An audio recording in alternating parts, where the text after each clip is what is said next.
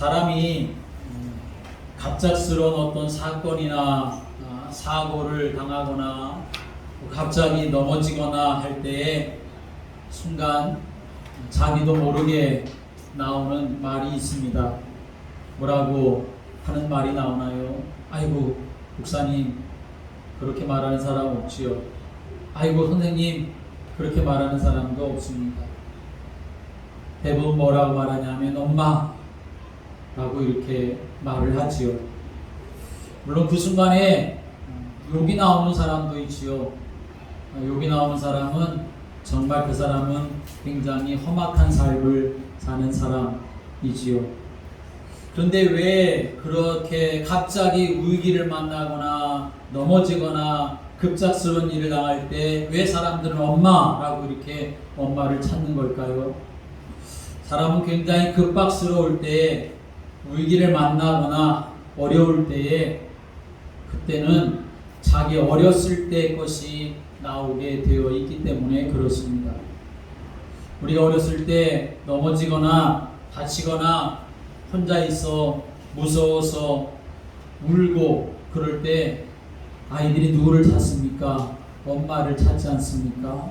엄마 엄마 하면서 엄마를 부르고 엄마를 찾지요. 그것이 우리도 모르게 우리 뼛속에 아주 각인되어 있기 때문에 그런 것입니다. 세월이 수십 년 흘러서 나이가 많이 먹었어도 어느 순간 갑자기 나에게 위기가 딱 다가오게 되면 나도 모르게 그때 것이 딱 튀어나와서 엄마야 라고 그렇게 말하게 되는 거죠. 그래서 우리가 나이 먹어서 교육을 하는 것도 참 중요한 일이지만 진짜 우리 마음에 남는 교육은 어려서부터 받은 교육이라고 하는 것을 우리가 알아야 합니다. 바울은 이 사실을 잘 알고 있었습니다. 그래서 어느 순간 바울이 세계복음화 하는 그 여정 속에서 자기의 제자를 세우게 되었을 때에 누구를 제자로 뽑아서 세우게 됐냐면 디모데라고 하는 사람을 제자로 뽑아서 세우게 되었습니다. 왜 디모데였느냐? 성경에 보면 그 이유가 나옵니다. 디모데후서 3장에 말씀하면 사도 바울이 이렇게 말합니다. 네가 어려서부터 성경을 알았나니 라고 이렇게 말합니다. 함께 해보겠습니다. 어려서부터 디모데 마음속에 어려서부터 뭐가 들어가 있었느냐? 하나님의 말씀이 들어가 있었기 때문이다 하는 거죠. 더 중요한 것은 그 외조모 로이스와 어머니 유니게 속에 있는 깨끗한 그 믿음 안에서 디모데가 어려서부터 양육받고 있었던 것을 사도 바울이 알고 있었기 때문에 그렇습니다. 이 디모데를 보니까 어려서부터 하나님의 말씀이 그 마음속에 그렇게 담아져 있었고 어려서부터 외할머니와 어머니의 그 깨끗한 그 믿음 안에서 어려서부터 이 디모데가 양육되어져 있었던 것을 알고 있었기 때문에 사도 바울은 디모데라고 하는 사람을 택해서 세계복음화의 그런 제자로 세우게 되었다라고 하는 거죠. 그래서 복음 안에서 양육받고 복음이 뼛속까지 오직 예수로 각인된 사람은 인생의 중요한 위기가 오게 될 때에 갈등하거나 고민하거나 원망하지 않습니다. 상처가 되지도 않습니다. 그 대표적인 사람이 누굽니까? 바로 요셉입니다. 하나님이 주신 언약 하나 딱 붙잡고 있으니까 상처도 안 되고 위기는 오히려 하나님이 바꿔주시는 역사를 체험하게 되었던 거죠. 중요한 것은 그러면 왜 그 언약이 우리의 마음속에는 잘 안 담기느냐라고 하는 것입니다. 이유는 어려서부터 그런 교육에 우리가 있었지 않기 때문에 어려서부터 교육에 달려있는데 우리는 어려서부터 그런 복음적인 교육 복음이 각인되고 예수가 각인되는 그런 교육 속에 우리가 있지 않았기 때문인 것이죠. 어제부터 여름성경학교가 열렸습니다. 짧은 시간이지만 그러나 우리 아이들도 요셉과 같이 언약이 마음에 담겨지는 하나님을 향한 믿음이 그들의 마음속에 담겨져서 세상을 살아가는 동안 위기가 닥쳐온다 하더라도 원망하거나 상처받지 아니하고 오히려 하나님을 바라보고 하나님을 체험하고 하나님이 그 위기를 바꾸시는 그러한 역사를 체험하는 그런 믿음의 사람들이 세워질 수 있도록 여러분이 기도하고 또 헌신하는 그런 복을 누리시게 되기를 주님의 이름으로 축복합니다. 그래서 오늘 말씀의 제목이 뭐냐면 어려서부터의 교육의 중요성입니다. 함께 보겠습니다. 어려서부터의 교육의 중요성. 어려서부터의 교육의 중요성. 이때 모든 것이 다 판가름 나는 것입니다. 상처도 이때 들어가서 그것이 쓴뿌리가 되어 일평생 무슨 문제에 걸리게만 하면 그것이 쓴뿌리가 돼서 그 삶을 살아가는데 어려운 그러한 삶을 살게 되는 거죠. 기능도 이때 들어가게 되어지는 것입니다. 그래서 아주 어릴 때부터 그렇게 달란트를 가지고 재능을 가지고 훈련되어지는 사람이 또 계속해서 성장하고 성공할 수가 있게 되는 거죠. 하나님의 언약도 바로 이때 들어가는 것입니다. 하나님을 향한 믿음도 그때 들어가는 것입니다. 유튜브에 보면 육군 훈련소에 대한 유튜브가 나오는데 그 육군 훈련소의 훈련병들이 주일날만 되면 어디 가냐 하면 그 교회에 가서 찬양하는 그런 찬양이 유튜브에 나옵니다. 그럼 집에 가서 한번 찾아보세요. 논산훈련소 실로암 아마 그런 거 찾아보면 그 유튜브에서 그 훈련병들이 논산훈련소 그 교회에서 실로암 찬양을 아주 떼창으로 얼마나 신나게 열심히 부르는지 몰라요. 그런데 거기에 멘트가 하나 달리는데 어떤 멘트가 달리냐면 바로 훈련소 때 이렇게 그 힘들고 어려운 것을 그 찬양으로 풀어내는 그리고 찬양으로 풀어버렸었던 그때가 기억나가지고 사회에 나와서 살다가 그때가 기억나가지고 하나님께로 돌아오고 교회로 나가고 신앙생활하는 사람들이 있다는 그런 멘트가 달려있는 것을 볼 수가 있었습니다. 여러분 어릴 때 들어간 것은 빠지지 않습니다. 빠져나가지 않습니다. 이때 들어간 것, 어릴 때 들어간 것은 아예 뼛속 그렇게 깊이 각인되는 것입니다. 그래서 그때 들어간 것이 그 어릴 때 들어간 것이 그 일평생 나를 움직이고 나를 바꿔 나가는 것입니다. 치매에 걸리면 사람이 아이가 된다라고 이렇게 사람들이 말하는데 근데 그 말은 옳은 말이 아닙니다. 치매에 걸려서 아이가 되는 것이 아니고 치매가 걸렸을지언정 아이 때에 있었던 것을 기억한다라고 하는 말이 올바른 것입니다. 아이 때 놀았던 거, 아이 때 했었던 행동, 아이 때 먹었었던 것들 그런 것들이 치매에 걸렸어도 기억이 난다는 거지 치매 걸리면 아이가 된다는 말이 아닙니다. 얼마나 아이 때 들어간 것이 각인이 되었으면 뼛속 깊이 그렇게 마음 깊은 곳에 내재되었으면 치매라고 하는 무서운 질병이 와도 그때 것은 남아 있겠느냐라고 하는 것입니다. 그만큼 어릴 때 뭐가 들어가느냐 그것이 너무나 중요하다는 것입니다. 여러분 성경을 보면 사람이 위기를 만나잖아요. 성경의 믿음의 사람들도 위기를 다 만나지 않습니까? 그런데 성경에 보면 위기 앞에 성도의 세 가지 모습이 나옵니다. 위기를 만날 때 세 가지의 모습이 나타난다는 거지요. 여러분 어떤 사람인지 한번 생각해 보세요. 위기를 만날 때 첫 번째는 함께 하겠습니다. 무너지는 사람이 있습니다. 위기를 만날 때 무너지는 사람이 있습니다. 하나님을 원망하고 불평하고 근심하고 한맺혀하는 그러한 사람. 왜 여호와가 우리를 이 광야로 끌고 와가지고 고생하게 하고 이 광야에서 죽게 하십니까? 한맺혀하는 그런 인생이 성경에 나오지요. 안타깝게도 대부분의 인생이 대부분의 성도가 위기 앞에서 이렇게 한다는 것입니다. 하나님 도와주십시오. 그렇게 하다가도 원망이 나오고 낙심한다는 거죠. 그래서 무너져버립니다. 하나님을 믿는다고 하면서도. 두 번째로는 어떤 모습이 있냐면 함께 하겠습니다. 인내하는 사람이 있습니다. 인내하는 사람이 있습니다. 어떤 사람이라고요? 인내하는 사람이라고. 믿음으로 싸우는 성도를 말하는 거예요. 말씀 딱 붙잡고 하나님이 주신 말씀이 있지 않느냐, 하나님의 약속이 있지 않느냐, 그 말씀을 붙잡고 싸워나가는 거예요. 그런데 문제는 뭐냐 하면 이게 쉽지가 않은 거예요.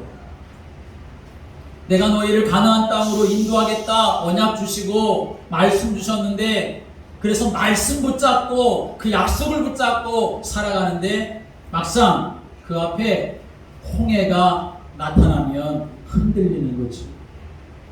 막상 위기가 오면 흔들리는 겁니다. 막상 내 앞에 대적이 오고 골리앗 같은 것이 내 앞에 딱 가로막게 되어지면 흔들린다는 거죠. 이런 두 번째 모습은 언약 붙잡고 싸우기도 하고 넘어지기도 하고 이긴 것 같다가도 다시 넘어지기도 하고 또 다시 일어나기를 반복하는 그런 삶을 말하는 거죠. 그래서 뭐가 중요하냐? 믿음의 성도에게 뭐가 중요하냐? 함께 하겠습니다. 예배가 중요합니다. 예배가 중요하다는 거죠. 가나안 땅 들어갈 때까지 하나님께서 하신 방법은 뭐냐? 이스라엘 백성들을 가나안 땅으로 인도해 가시는데 하나님이 그 광야 40년 동안 인도해 가셨던 방법이 뭐냐 하면 매일매일 하나님 앞에 예배하는 인생으로 살게 하셨다는 것입니다. 날마다 하나님만 바라보게 하신 것입니다. 40년간 하나님이 그것을 훈련시키신 거예요. 40년간 눈 뜨면 예배하고 눈 감을 때까지 예배하고 하나님만 바라보고 하나님만 따라가는 삶을 살아가는, 그게 바로 광야에서 이스라엘 백성들이 살아가는 방법이었고, 그걸 다른 말로 말하면 예배라고 말하는 것이죠. 여러분들이 하나님 앞에서 믿음 가지고 삶을 살아가는데 무너지는 성도가 되지 말고, 그래도 하나님 말씀 붙잡고 삶을 살아가는데 영적인 싸움을 싸우며 삶을 살아가는 성도들 되시기를 주님의 이름으로 축복합니다. 그러나 그게 전부는 아니지요. 매일 그냥 엎치락 뒤치락만 한다고 하면 그게 뭡니까? 그렇게 돼서도 안 되겠죠. 세 번째 성도의 모습은 뭐냐 하면 위기를 축복으로 바꾸고 응답받는 성도라고 하는 것입니다. 깊게 하겠습니다. 응답받는 성도. 이런 성도가 되시길 바랍니다. 사실 많은 수는 아니지요. 히브리서 11장에 나오는 믿음의 인물들이지요. 초대교회 때도 사실은 소수라고 말할 수 있습니다. 이 사람들은 위기 때 응답받고 위기를 오히려 축복으로 바꾸고 위기 가운데 더 높은 그러한 자리에 서게 되고, 오히려 위기가 아니었으면 그 축복을 못 받을 뻔했는데 도리어 하나님이 주시는 위기를 응답으로 바꾸고 축복으로 인도받는 그러한 사람들이었습니다. 그럼 여러분 생각해 보셔야 합니다. 자, 말씀 잘 들으세요. 생각해 보셔야 합니다. 왜 똑같이 언약 받았는데 어떤 사람은 언약은 온데간데 없고 그저 불신앙부터 나오는 사람이 있는가 하면, 어떤 사람은 언약 붙잡고 막 싸우다가 언약 붙잡아야 돼, 언약 아니면 안 돼 하면서 넘어졌다 일어섰다 하는 그런 인생이 있는가 하면, 또 어떤 사람은 그냥 평탄하게 순탄하게 하나님 언약 붙잡고 끝까지 나가는 그런 사람이 있겠습니까? 그 차이가 여러분 뭔지 아십니까? 어려서부터의 교육의 차이인 것입니다. 어려서부터 교육이 되었는가 안 되어졌는가, 여기서 차이 나는 것입니다. 이 아이에게 어렸을 때 뭐가 들어갔느냐, 그것이 그 차이를 만들게 하는 것입니다. 성경 보니까 어려서부터 복음 속에 있었던 사람들, 요셉이나 다니엘 같은 사람들, 여러분 어떻습니까? 여러분 요셉을 생각해 보세요. 요셉이 노예로 그렇게 형들한테 팔려가는데 하나님 내가 노예로 팔려갑니다. 나를 판 저 형제들 원수를 좀 갚아주십시오. 요셉은 그렇게 기도하지 않습니다. 그것에 상처도 안 받아요. 나중에 애굽의 총리가 되었는데도 교만하지도 않고 누가 하셨다고 합니까? 하나님이 하셨다라고 이렇게 증거합니다. 다니엘은 또 어떻습니까? 다니엘은 예루살렘으로 향한 문을 열어놓고 하루에 3번씩 꼬박꼬박 하나님 앞에 기도하는데 대적들이 그것을 책잡아가지고 고발해서 지금 사자굴에 던져지게 되는 그런 상황이지 않습니까? 다니엘은 그때 어떻게 합니까? 하나님 저 원수들이 나를 사자굴에 던져넣습니다. 나를 그렇게 고발한 그 원수들을 하나님 원수 갚아주십시오. 나 사자굴에 던져지는데 사자 먹이가 되고 싶지 않습니다. 제발 사자굴에서 나를 좀 살려주십시오. 다니엘은 그렇게 기도하지 않습니다. 아니 하나님 제가 하루에 3번씩 꼬박꼬박 그렇게 간절히 기도했는데 고작 기도한 결과가 이겁니까? 하나님 이럴 수 있습니까? 하나님을 원망하지도 않습니다. 원망도 없고 갈등도 없고 상처도 없고. 왜 그렇습니까? 어려서부터 그 마음속에 하나님이 주신 언약이 담겨져 있었기 때문에 어려서부터 하나님의 언약이 담겨진 사람의 모습이라는 거죠. 그런데 우리는 어떻습니까? 나이가 들어서 예수 믿는 우리들은 좋을 때는 그냥 반짝반짝하고 좀 어려움이 오거나 또는 내 마음에 좀 안 들거나 그러면 뭐 하나님도 없고 교회도 없는 것처럼 그저 원망이 나왔다가 아니지 좀 정신 차려서 다시 그렇게 하나님께로 나아가야지 뭐 그냥 잡았다가 놓쳤다가 그냥 일어섰다 주저앉았다 그렇게 하는 모습을 많이 가지고 있습니다. 그런데 어려서부터 정말 이 성경에 나오는 언약으로 그 마음에 각인이 된 사람들은 원망하거나 불평 가운데 있지 않고 정말 그냥 한 맺혀 하는 그러한 인생 사는 게 아니고 교만하거나 상처받지도 않는다는 거죠. 그냥 지금 하나님이 이렇게 하시는구나 그렇게 알고 있으면서 가장 정확하게 성령의 인도하심 속에 있는 삶을 살아가고 있다라고 하는 것입니다. 오늘 저와 여러분이 이러한 믿음의 복을 받게 되기를 주님의 이름으로 축복합니다. 여러분 성경에 시편 23편에 사망의 음침한 골짜기라는 말도 나오고 푸른 초장이라는 말도 나오는데 사실 우리가 생각하기를 다윗이 생각하기를 사망의 음침한 골짜기라고 생각하고 푸른 초장이라고 생각하는 거지 하나님이 인도하시는데 사망의 음침한 골짜기가 어디 있고 푸른 초장이 어디 있습니까? 중요한 건 사망의 음침한 골짜기도 아니고 푸른 초장도 아닙니다. 과연 내가 그때 그 시간 그 장소에 여호와께서 나와 함께 하시는가?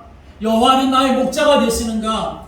이것에 대한 언약이 분명하면 상처도 갈등도 원망도 낙심도 교만도 한 맺혀 하는 것도 없고 오히려 살리는 하나님이 역사하시고 일하시는 것을 보게 되어지는 그러한 믿음의 사람이 되는 줄을 믿으시길 바랍니다.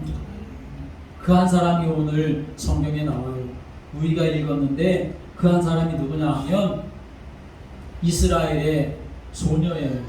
그런데 전쟁이 일어나가지고 아람 나라가 쳐들어와가지고 그 전쟁통에 포로로 잡혀가서 끌려가가지고 그 아람 나라의 나아만 장군 집에 그 부인의 목종 노릇하는 노예 노릇하는 어린 소녀가 바로 그런 사람이다 하는 것입니다. 여러분 한번 생각해 보세요. 여러분이 지금 아이인데 어린아이인데 갑자기 전쟁이 일어났다고 생각해 보세요. 전쟁. 말로만 그렇지 얼마나 참혹한 일입니까? 그렇죠? 전쟁 자체가 공포스러운 일인데, 그런데 전쟁 속에서도 부모가 나를 끔찍이 우위해준다면, 보호해준다면 그나마 낫겠지만, 근데 전쟁통에 오히려 자기 혼자 그렇게 다른 나라에 끌려가게 되었다는 거죠.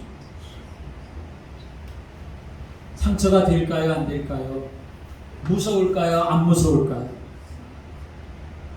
어린 소녀이다 보니까 그 다른 나라에, 자기를 끌고 간 나라의 그 최고 장군 집에 부인의 종노릇하는 그러한 몸종이 되고 말았습니다. 이런 기구한 인생이 여러분 어디가 있겠습니까? 그런데 성경을 보니까 이 아이가 하나님을 믿는 것 같아요. 그러면 어려운 이런 상황에서 이 아이는 그래도 나름대로 하나님께 이렇게 기도할 수도 있겠죠. 하나님, 나 집에 돌아가고 싶어요. 돌아가게 해주세요. 그렇게 하나님 앞에 기도할 수 있지 않겠습니까? 하나님, 나 집으로 돌아가서 엄마 아빠 보고 싶어요. 그렇게 기도할 수도 있겠지요. 아니면 조금 철이 들면 하나님, 왜 하필 나입니까? 그렇게 말할 수도 있고, 하나님, 왜 이런 재앙을 내가 만나야 합니까? 하나님, 살아계시면 어떻게 이럴 수 있습니까? 그렇게 기도할 수도 있겠죠. 그런데 이 어린 소녀는 아무렇지도 않은 겁니다. 더 놀라운 것은 상처도 안 되고 원망도 안 된 정도가 아니라 오히려 자기를 잡아가서 자기 집에 노예살이 시키고 있는 장군을 움직이고 그 나라의 왕을 움직이고 나라를 살리는 은혜와 능력과 힘이 있었다라고 하는 것을 성경은 오늘 우리에게 보여주고 있는 것입니다. 오늘 본문에 나병 환자는 누구냐 하면 나아만 장군입니다. 아람 나라의 장군입니다. 이 집에 여종이 하나 있었는데 말씀드린 것처럼 이스라엘에서 잡혀온 아이라고 말씀을 드렸지요. 자, 그런데 이 어린아이가 그 집에서 종노릇을 하는데, 그런데 이 어린아이가 말한다고 이 어린아이의 말이 그 주인에게 씨가 먹히겠느냐라고 하는 것입니다. 그렇죠?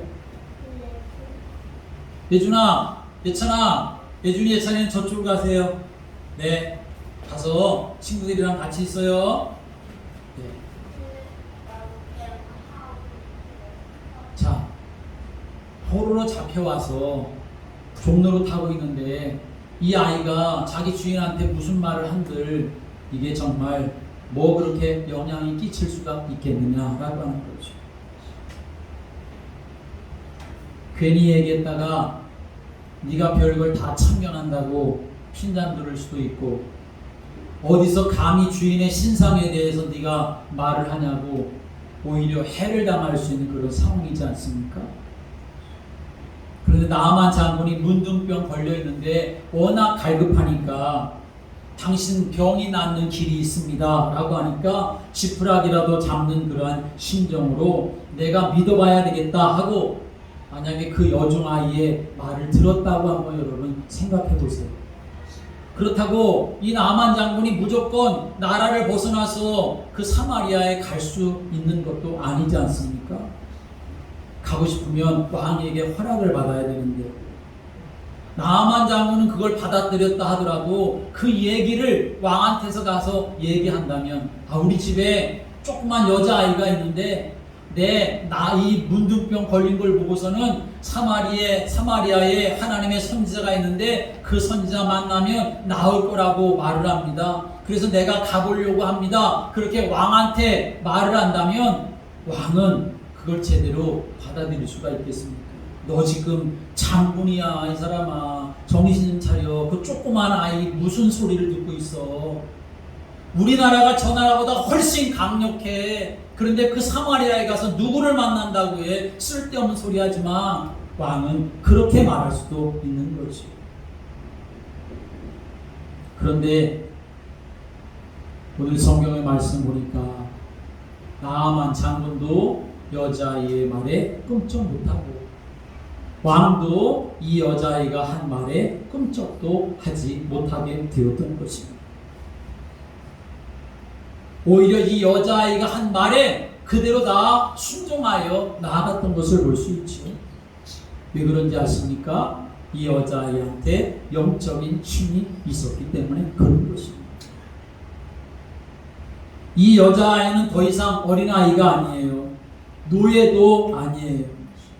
이 아이는 아이지만, 종로로 타고 있는 아이지만, 그냥 장군을 움직이는, 왕을 움직이는, 나라를 움직이는 아이가 됐다라고 하는 것입니다. 왜? 어려서부터 그 마음속에 하나님을 향한 믿음, 하나님의 말씀에 대한 언약이 심어져 있었기 때문에 그런 것입니다. 어려서부터 학원 보낸다고 이게 되겠습니까? 나이가 먹어서 철이 든다고 되겠습니까? 나를 보니까 그런 것 같지 않아요. 저도 정말 하나님만 오직, 예수님만 오직 그래야 되는데 그렇지 못하면 정말 이게 아니지 하는 생각을 할 때가 참 많아요.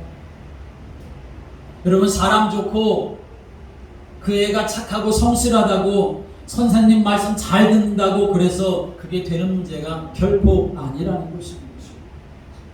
어려서부터 날마다 오로지 그 부모가 그 아이의 가슴 속에, 마음 속에 무엇을 담아 주었느냐, 그것에 차이가 나게 되는 것이죠.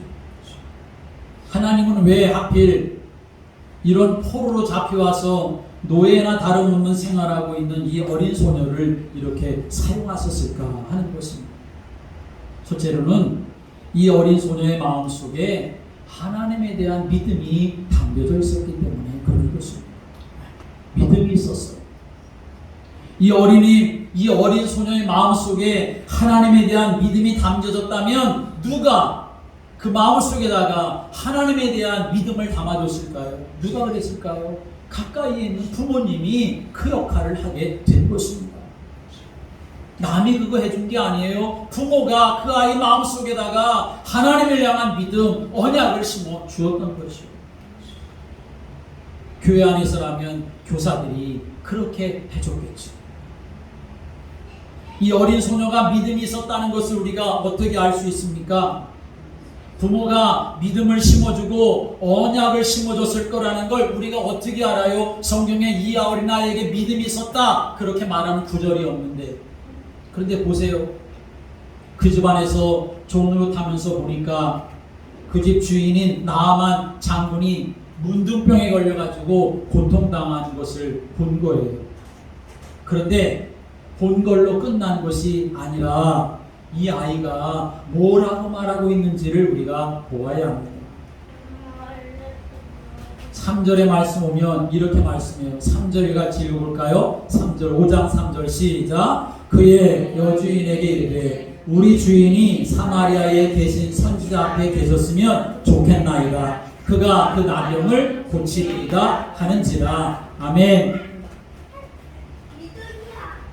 어린 여종이었지만 문제를 볼 줄 아는 영적인 눈이 있었고, 그 문제에 대한 해답을, 이 복음을 이 아이가 분명히 가지고 있었다는 것입니다. 그렇기 때문에 이 아이에게 믿음이 있었다라고 하는 성경 글자의 구절은 없지만 이렇게 말할 정도라고 하는 것은 바로 이 아이에게 믿음이 있었다라고 하는 것을 말하는 것이 아니겠습니까? 한 인생이 재앙 만나고 있는데 그걸 불쌍히 여기는 정도가 아니라, 우리 사마리아에는 하나님을 섬기는 선지자가 있습니다. 그 선지자 만나면 나아만 장군이 가지고 있는 문둥병도 분명히 나을 것입니다 라고 하는 이 믿음이 이 아이에게 있었기 때문에 이 아이는 담대하게 주인을 향해서 그렇게 말할 수가 있었던 것입니다. 여러분, 이 어린 여종과 같은 그런 사람이 되시기를 주님의 이름으로 축복합니다. 누가 어려움을 당하고 재앙 가운데 빠져 있고 안타까운 사람이 보이면 참 안 됐네, 얼마나 힘들어, 그 정도 하면 안 된다는 거예요. 오늘 우리는 이 여종처럼 하나님을 만나면 돼 말할 수 있는 성도들 되시기를 주님의 이름으로 축복합니다. 함께 하겠습니다. 하나님을 만나면 돼. 하나님을 만나면 돼. 하나님을 만나면 돼. 그렇게 말할 수 있는 사람이 되어야 한다는 거죠. 우리 같이 신앙생활하자 말할 수 있고, 우리 목사님 한번 만나볼래? 우리 사모님 한번 만나볼래? 그렇게 우리가 함께 기도하자, 그렇게 말할 수 있는 사람이 되어야 한다는 거죠. 다른 말로 말하면 복음의 문을 여는 자가 되어야 한다라고 하는 것입니다. 누군가 갈급해하는 사람이 있는데, 누가 나한테 이런 어려움을 호소하는데 내가 그 사람 보니까 정말 안타까운데, 아유 참 어려운가 보다, 그런 그냥 아무것도 아닌 거예요. 그거는 누구나 다 그렇게 할 수 있는 거예요. 그러나 여러분의 가슴 속에 복음이 있다는 것이 분명하면 그렇게 하면 안 되는 거죠. 우리 하나님 만나면 돼. 어렵고 힘들면 한번 우리 교회 같이 가자. 우리 목사님, 우리 사모님 한번 만나고 하나님 말씀 같이 좀 들어보자. 그러게 해서 그 사람이 복음의 귀가 열려질 수 있도록 그 역할을 하는 거, 오늘 이 소녀가 그 일을 했다라고 하는 것입니다. 하나님이 이 여자아이를 왜 사용하셨을까요? 믿음이 있었지요. 문제를 보는 영적인 눈이 있었고, 그 문제를 해결하는 해답, 복음이라고 하는 것을 가지고 있었고, 세 번째로는 이유를 발견하고 시대를 보는 눈, 하나님의 마음이 이 여자아이의 마음속에 담겨있기 때문에 그랬던 것입니다. 참 어린아이 대단하네, 대단하지요. 그런데 그 아이를 그렇게 대단하게 만든 건 그 아이의 실력이 아니라 그 아이 마음속에 담아진 복음이, 언약이 그렇게 만들어준 것입니다. 그래서 여러분, 우리 어린아이들의 마음속에 복음을 심고 하나님의 말씀을 심고 믿음이 들어가고 하나님의 언약이 담아지도록 그렇게 아이들을 교육해야 되고, 그것이 아주 각인되어지도록 여러분이 가르치는 부모님들이 되어야 한다는 것입니다. 성경에는 나와 있지 않지만 이 여자아이도 이제 나아만 장군과 함께 사마리아에 있는 엘리사 선자를 만나러 갔을 때 아마 함께 왔을 거예요. 왜냐하면 자기가 말한 거니까. 나아만 장군이 엘리사의 말대로 드디어 이제 요단강에 가서 목욕을 하게 되니까 어떤 일이 났습니까? 문둥병이 깨끗하게 나았습니다. 장군이 얼마나 기뻤겠습니까? 평생을 그 일 때문에 고통당하면서 괴로워하면서 그렇게 지내왔는데 누구한테 그것을 알리고 말할 수가 없는 그런 상황이었는데, 그런데 소녀가 말해주고, 그래서 엘리사의 말대로 이 요단강에 가서 몸을 씻었더니, 목욕을 했더니 깨끗하게 되었을 때 이 나아만 장은 얼마나 기뻤겠습니까? 그러면 이런 기회에 어린 이 소녀는 나아만 장군에게 말할 수도 있었을 겁니다. 장군님은 그동안 얼마나 문둥병으로 고생하셨습니까? 그런데 제가 장군님께 말씀드려가지고 이제 낫지 않았습니까? 내가 장군님을 도와드리지 않았습니까? 장군님, 저에게 상을 좀 내려주십시오. 그렇게 말할 수도 있겠죠. 그 말을 들은 나아만 장군은 여러분, 뭘 못해주겠습니까? 그렇죠? 너 뭐가 소원이야? 네가 하고 싶은 대로 다 해. 충분히 그럴 수가 있었을 겁니다. 나아만 장군이 아람 나라에서 엘리사 선자 만나러 올 때 뭘 가져왔습니까? 큰 선물들을 가지고 왔잖아요. 오늘 5절의 말씀 보면 은 10달란트와 금 6,000개와 의복 10벌을 가지고 왔어요. 그거 누구 주려고? 엘리사 선자 주려고. 자기 몸이 깨끗해졌으면 이 나아만 장군은 이 소녀가 뭐든지 말해도 다 들어줄 수가 있었을 겁니다. 저 집에 가고 싶으면 집에 가고 싶어요. 그러면 아 그래 이제 너 집에 돌아가. 많은 선물을 그렇게 싸가지고 집으로 돌려보낼 수도 있었겠죠. 근데 그런 장면이 여기에 성경에 하나도 안 나와요. 왜 그럴까? 마지막까지 나만 장군과 다시 아람 나라에 돌아가서 나만 장군을 움직여서 우상 국가가 되는 것을 막아내고 아람 나라가 이스라엘을 계속 침범하는 것을 막아내고 그 아람 나라에게까지 하나님의 살아계심을 증거하는 그러한 역사를 이루어가도록 하기 위해서 이 소녀는 자기 욕심, 자기 생각 다 내려놓게 되었던 것입니다. 이스라엘은 지금 아무런 힘도 없습니다. 아람 나라가 쳐들어와서 아이들까지 그렇게 포로로 잡아갈 정도 아무 힘이 없는 그러한 상태였습니다. 우상에 빠지고 전쟁이라고 하는 재앙이 이스라엘에 많은데 이스라엘은 아무 힘도 없었어요. 이런 하나님의 경고가 임했다는 것을 아이가 본 거죠. 그러니 자기가 높아질 수 있는 그런 기회, 자기의 유익을 얻을 수 있는 그런 기회, 다 한 시대의 위기 앞에서 다 내려놓고 하나님이 나를 여기에 보내신 이유가 뭐냐? 내가 여기에서 정말 하나님의 영광을 위해서 다시 한번 쓰임받을 수 있는 기회가 뭘까? 그거 생각하는 마음을 이 소녀가 가졌던 것입니다. 어린아이가 어떻게 이럴 수 있습니까? 아니요. 성령께서 역사하시면 충분히 이럴 수가 있는 거죠.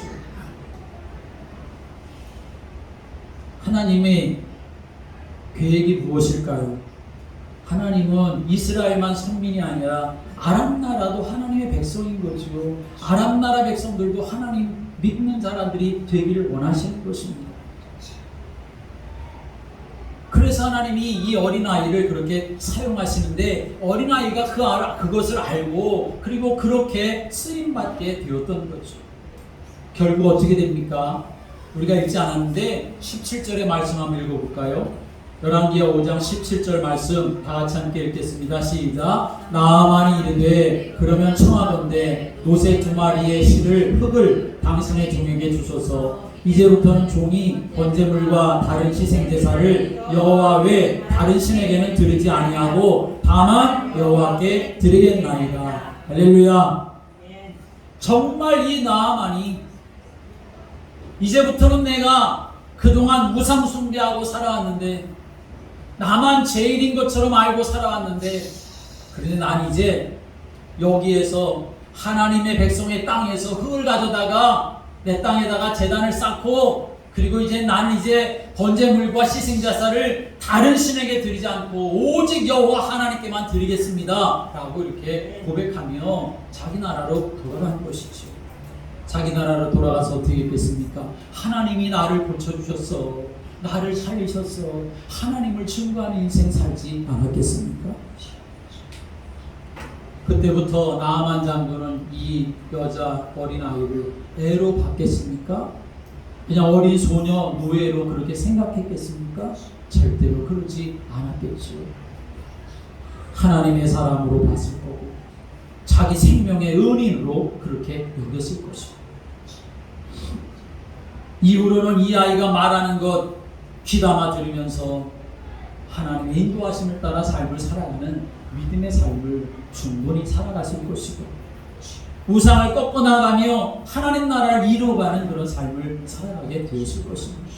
사랑하는 여러분, 어린아이들 그냥 어린아이들 아닙니다. 우리의 후대들 그냥 후대들 아닙니다. 저들의 가슴 속에 내가 뭘 심어줘야 되느냐, 무엇이 담기느냐, 그거에 따라서 저들의 인생이 빛날 수 있고 저들이 하나님 앞에 가장 귀한 사람들로 쓰임받는 역사가 일어나게 되는 것입니다. 여러분들의 부모님들이 아이들의 가슴 속에 복음을 심어주고 믿음을 심어주십시오. 그저 교회에서 해야 되는 일이 그거니까 교회에서 해야지, 그게 전부 다가 아니라 정말 24시간 나와 함께 있는 아이들 속에 하나님을 말하고 복음을 말하고 예수님을 말해서 뼛속까지 아이들이 하나님, 예수님, 하나님의 말씀 그것이 담아져야만 포로로 잡혀간다 한들 거기서 살아남는 사람이 되고 살리는 사람이 될 수가 있는 것이죠. 우리의 후대들이 이런 축복을 누리는 사람이 되기를 위해서 기도하고 또 헌신해 주시는 여러분들에게 감사를 드립니다. 우리 모든 우리의 후대들이 이런 축복을 누리는 믿음의 주인공들이 되도록 우리 교회가 함께 마음을 합해서 나아가고 또 축복하는 그런 은혜가 있게 되기를 주님의 이름으로 축복합니다. 기도드리겠습니다. 하나님 아버지, 한 어린아이 그저 사람이 보면 포로로 잡혀와서 아무것도 할 수 없는 노예 생활하는 아이였지만 그 마음속에 하나님을 향한 믿음이 담아져 있고 그리고 문제를 보는 영적인 눈과 해답을 가진 복음이 있게 되어지니까 한 나라를 살리고 장군을 움직이고 왕을 움직이는 하나님의 사람으로 쓰임받게 되었던 것을 성경은 우리에게 증거하고 있습니다. 주님, 다른 것 주기보다 하나님의 말씀을 우리의 아이들에게 담아주게 하여 주옵소서. 하나님의 언약이 우리 아이들의 가슴 속에 심어지도록 우리 모두 부모님들과 우리 교회가 함께 하나 되어서 그 사명 감당하여 후대 살리는 교회가 되게 하여 주옵소서. 미래를 살리는 하나님의 역사가 후대 속에 있는 줄을 믿습니다.